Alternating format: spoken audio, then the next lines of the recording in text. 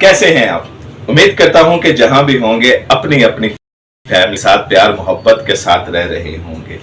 हमसे भी प्यार मोहब्बत दिखाते जाइएगा, चैनल को सब्सक्राइब कीजिएगा, वीडियो को लाइक कीजिएगा और कमेंट बॉक्स में अपना कमेंट जरूर करते जाइएगा। आज आपको 70 की दहाई की उस एक्ट्रेस की कहानी सुनाने जा रहा हूं कि जो भगवान की शक्ल अख्तियार कर चुकी थी। लोगों ने अपने घर में उसके पोस्टर लगवाए हुए थे और उसकी बकायदा आरती उतारी जाती थी, बकायदा उसकी पूजा पाठ की जाती थी। और जब वो पर्दा स्क्रीन के ऊपर आती थी तो पर्दा स्क्रीन के ऊपर फूल निछावर किए जाते थे, माँ माँ कह के पुकारा जाता था।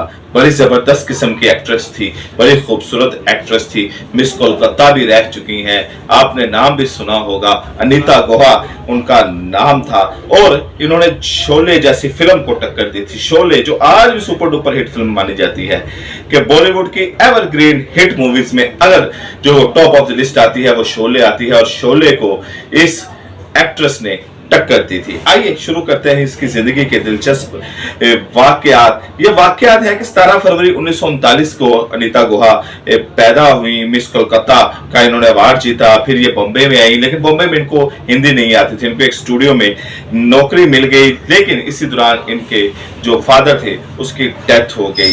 बंगाली फिल्म मेकर्स की इनके ऊपर नजर थी। बंगाली फिल्म मेकर्स ने इनको फिल्म भी दी और इन्होंने 1935 में बशेर केला के नाम से यहाँ पर इन्होंने अपनी फिल्म का आगाज किया। फिर ओम प्रकाश के साथ टांगे वाली ये दुनिया गोल है, झांझर, बड़ा आदमी जैसी फिल्में इन्होंने की। फिर 1961 में 1961 में इनकी शादी हो गई और शादी के 4 साल बाद ही इनके खामद की डेथ हो गई। कोई बच्चा भी नहीं था, कोई औलाद भी नहीं था जिसके सहारे ये अपना वक्त काट दे। तो वे फ्लैट में अकेले रहने लगी। हुआ कुछ यूं के उसके बाद ये डिप्रेशन में जाना शुरू हो गई। तन्हाई इंसान को मार देती है और यही कुछ अनीता गुहा के साथ हो रहा था कि वो डिप्रेशन में जा रही थी। फिर आहिस्ता आहिस्ता इन्होंने फिल्मों के लिए तगोदो करनी शुरू की, स्ट्रगल करनी शुरू की। तो इसी स्ट्रगल के दौरान इनको आराधना फिल्म मिल गई और आराधना के साइड रोल में इनको बड़ा पसंद किया गया और फिर दोबारा से अनीता गुहा फिल्मों के लिए एक चेहरा बन गई और लोग इनमें दिलचस्पी लेने लगे कि इनको कास्ट किया जाए। फिर उसके बाद उन्होंने शर्मिली, झूम उठा, आकाश, नागन जैसी और भी फिल्में की, लेकिन ये फिल्में टॉप ऑफ द लिस्ट थी जो इनके कैरियर में आई। शर्मिली, झूम उठा, आकाश और नागन। विजय शर्मा ने एक फिल्म डायरेक्टर थे जिन्होंने ये एक फिल्म बनाई, जय संतोषी माँ। इसमें इन्होंने अनीता गुहा को बतौर एक्टर दिया। इनका रोल तो बड़ा छोटा था, 10-12 दिन की शूटिंग थी और जिसमें इन्होंने एक संतोषी माँ का किरदार अदा करना था। तो ये अगर जो शूटिंग में पहुंची तो उन्होंने नाश्ता नहीं किया था और रात तक ये सीन अपने फिल्म बंद करवाती रही, सारा तक रिकॉर्डिंग करवाती रही। और रात को जब पता चला डायरेक्टर को कि अनीता गुहा ने खाना नहीं खाया हुआ तो उसके लिए खाने का इंतजाम किया गया अनीता गुहा के लिए। तो अनीता गुहा ने कहा नहीं, अब ये मैं शूटिंग वर्थ रख के ही करूंगी। और आई स्क्रीन के ऊपर आई 1975 में, तो ये फिल्म फ्लॉप हो चुकी थी। तो इसमें दिलचस्पी नहीं ले रहा था क्योंकि मुकाबले में शोले जैसी फिल्म थी जिसके हाउसफुल जा रहे थे। बड़ी मल्टी कास्ट थी, अमिताभ बच्चन, धर्मेंद्र, हेमा मालिनी जैसी कास्ट थी। तो उसमें जय संतोषी माँ जैसी फिल्म नजर भी नहीं आ रही थी। लेकिन जो वर्त रखे थे और जिस मेहनत से अनीता गुहा ने काम किया था वो वर्त और वो इनकी मेहनत का वो रंग सामने आना शुरू हुआ। तो अचानक जय संतोषी माँ का ग्राफ उठना शुरू हो गया। स्पेशल शो रखे गए, संडे वाले दिन स्पेशल शो रखे गए और खवातीन में इसकी पॉपुलैरिटी बढ़ना शुरू हो गई।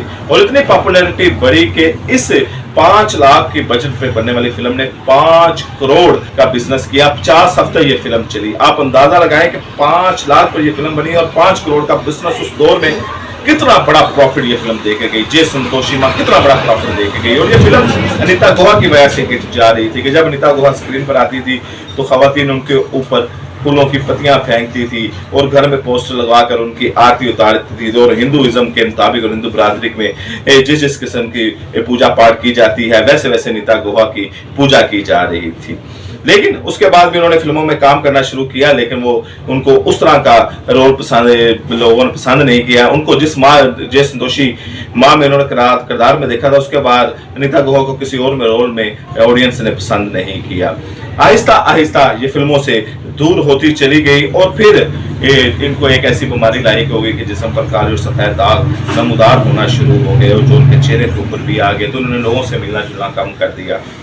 अपने करीबी लोगों से मिलना जुलना भी कम कर दिया। और इन्होंने एक वसीयत भी की कि जब मैं फौत हूं तो मुझे मेकअप करके दफनाया जाए ताकि ये काले और सफेद दाग किसी को नजर ना आए। तो सैड स्टोरी रही इनकी।